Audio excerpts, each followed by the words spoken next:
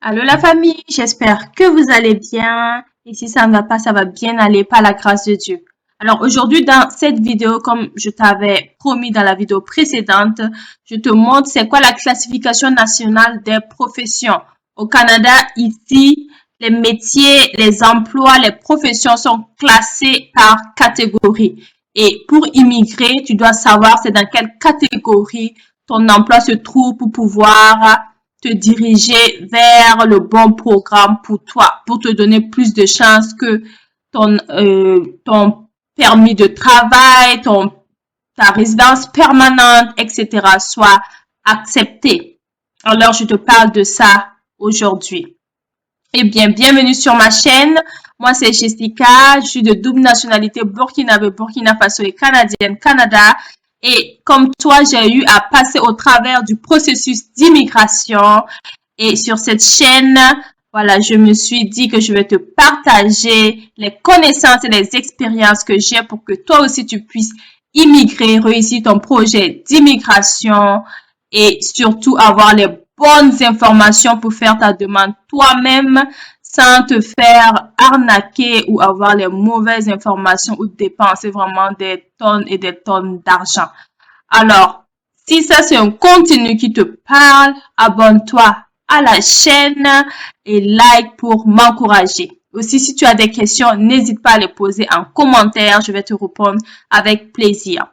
Alors, comme je te disais, au Canada, ici, les emplois et professions sont classés par catégorie. On appelle cela la classification nationale des professions. Et comme tu le vois, je te partage mon écran. Et la classification nationale des professions est divisée en différents groupes. On a la catégorie 0, on a la catégorie A, B, C et D. C'est quoi la catégorie 0? La catégorie 0, c'est les postes de gestion, tels que directeur, capitaine, etc. Les postes de catégorie A, c'est les postes professionnels. Généralement, voilà, une personne qui a un diplôme universitaire, tel que les médecins, dentistes, architectes, etc.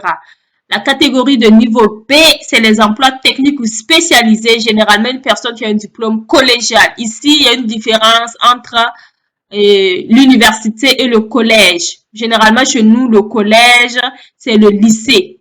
En Afrique, je parle de l'Afrique, bien sûr. Mais ici, c'est différent. On a le collège qui te donne un diplôme post bac chez nous. Chez nous, le baccalauréat, ici, c'est la 12e année. Bon, je vais te faire une autre vidéo après pour t'expliquer ça. Mais voilà. Ici, le niveau B, c'est ça, c'est le diplôme collégial. Généralement, chef, électricien, plombier, etc. Et on a le niveau C, ça c'est des postes intermédiaires qui sont, par exemple, des bouchers, conducteurs de grands routiers, serveurs d'aliments et de boissons, etc. Et le niveau D, voilà, c'est des emplois manuels. Par exemple, cueillir des fruits, personnel de nettoyage, travailleurs de secteur pétrolier, etc. Voilà. Et donc, si tu veux immigrer au Canada, il faut que tu saches dans quelle catégorie tu es pour pouvoir te diriger vers le bon programme. Par exemple, et si tu veux postuler à titre de travailleur qualifié du fédéral, il te faut être soit dans la catégorie 0, A ou B.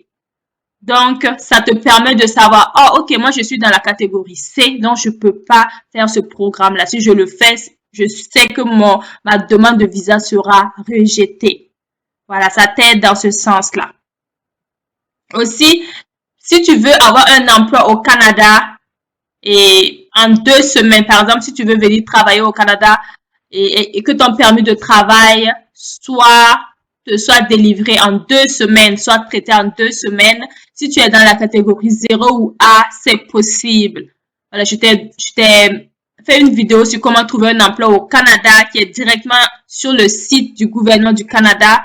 Tu peux aller trouver un employeur et entamer ta démarche de permis de travail.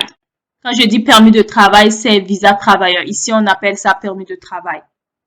Voilà. Donc, et je t'ai fait aussi d'autres vidéos sur la chaîne sur comment faire pour faire ta demande de permis de travail. Donc, tu pourras aller checker sur la chaîne. Et voilà. Donc, si tu es dans ces catégories-là, tu peux avoir ton permis de travail en seulement 2 semaines. En seulement 2 semaines. Le Canada manque actuellement on est en pénurie de main-d'œuvre, donc ils veulent de la main-d'œuvre. Donc, il y a des postes, des emplois qui sont visés, donc ils veulent des personnes. Et si tu fais partie de cette catégorie-là, tu peux avoir un emploi et rapidement. J'ai fait aussi à cet effet une vidéo sur la chaîne que tu pourras aller, voilà, checker. Donc, voilà, c'est ça la classification. Ici, par exemple, si tu veux voyager, si tu veux immigrer en tant que candidat à l'entrée express, voilà. L'entrée express, c'est quoi? Je te ferai une vidéo sur ça pour t'expliquer. Ça, c'est un programme que tu peux immigrer au Canada et directement venir avec la résidence permanente. Voilà. Pas besoin de permis de travail, tu vas venir directement avec la résidence permanente. Et la résidence permanente, c'est quoi? C'est être résident permanent du Canada. Voilà, tu es comme un Canadien, c'est juste que il y a certaines choses que tu peux pas faire. Tu peux pas voter, tu peux pas postuler à des emplois gouvernementaux, etc. Donc, je te ferai d'autres vidéos sur comment postuler pour être résident permanent du Canada. Donc, si tu veux, par exemple, postuler à l'entrée express, il va te falloir être dans cette catégorie-là. Si tu es dans la catégorie 0A ou B, tu peux postuler, par exemple, à l'entrée express. Tu peux travailler au Canada en étant dans n'importe quelle catégorie si ta demande de permis de travail est acceptée. Voilà, tu as eu un employeur au Canada et tu as postulé pour une demande de permis de travail qui a été acceptée. Tu peux travailler, quel qu'en soit le domaine, la catégorie où tu te situes. Mais seulement, il y a des programmes où on a besoin d'emplois spécifiques. Donc, si tu sais que tu n'es pas dans ce programme-là, n'applique pas parce que ta demande sera refusée. Voilà, donc, concentre-toi sur les programmes où tu as plus de chances que ton immigration réussisse, que ta demande soit réussie. Voilà, je vais te donner quelques exemples d'emploi en fonction de la catégorie. Par exemple, la catégorie 0, exemple d'emploi, on a membre de corps législatif, cadre supérieur financier, public, socio, communautaire, etc. On a des directeurs. Dans la catégorie A, tu vois, on a des analystes financiers, on a des vérificateurs comptables, voilà, professionnels en ressources humaines, chimistes, etc. Ça, c'est généralement lorsque tu as un diplôme ingénieur, etc., etc.